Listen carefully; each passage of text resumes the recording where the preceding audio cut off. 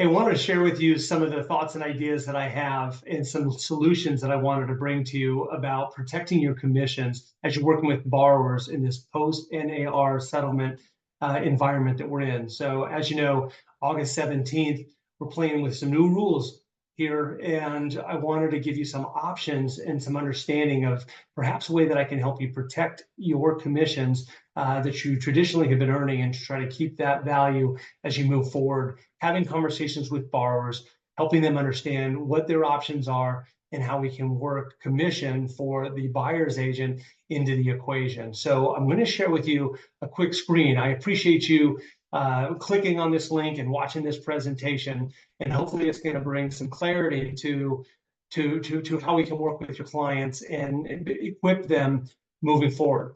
So traditionally, we would look at, on a $800,000 transaction, we traditionally would be looking for the listing agent to share commissions. So in an example of an $800,000 purchase, if a borrower was putting 20% down, you see their total payments come to just below $5,000.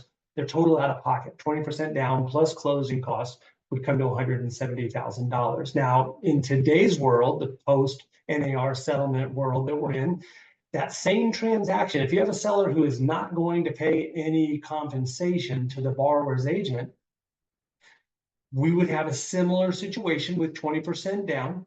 We would have all the same down payment and closing costs, but assuming a 3% commission to the buyer's agent, the borrower would have to come up with an additional $24,000. And you can see that here in the total cash to close jumps up from $170,000 up to $194,000.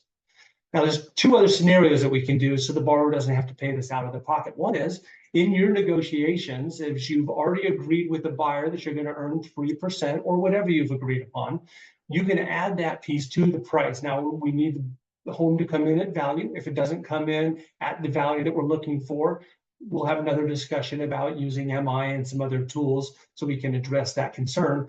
But let's assume the value does come in. If you can negotiate your commission into the purchase price and have the seller then give a concession to the borrower, this concession would be able to be transferred over and used as part of commissions being paid to the buyer's agent.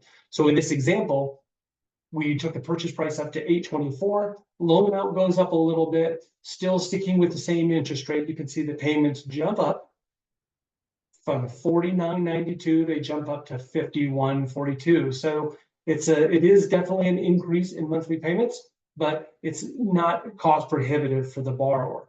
The cash out of pocket in this case, we saved them. Instead of them coming up with an additional $24,000 to close, we only have about $5,000 of additional funds needed to close. Now, that $5,000 difference is really that 20% of the increase in the purchase price, going from $800 to $824.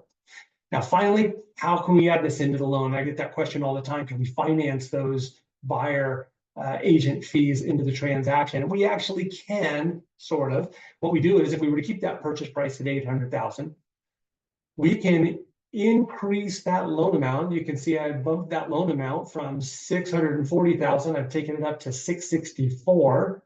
So effectively, the borrower is putting 3% less down. And you're right, you may have already guessed this. That means they're not going to have an 80% loan to value. In this case, they'd only have an 83% loan to value, which is going to trigger mortgage insurance. So the good news is, seller didn't have to pay for it. Borrower didn't have to come out of pocket with it. Their cash to close is effectively the same at $170,000. But that freed them up, not coming up with those extra 3% for the down payment, freed them up to be able to pay their buyer agent commission. So looking at this example, it is the most expensive example.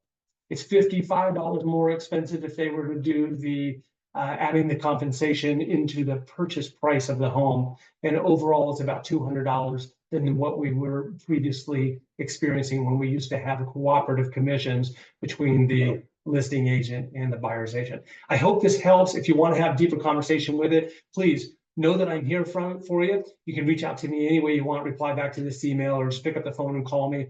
It'd be my pleasure to walk you through it and give you some more ideas of how we can better serve you, protect those commissions, and take care of the clients that you're serving each and every day. Thanks so much. I appreciate your time.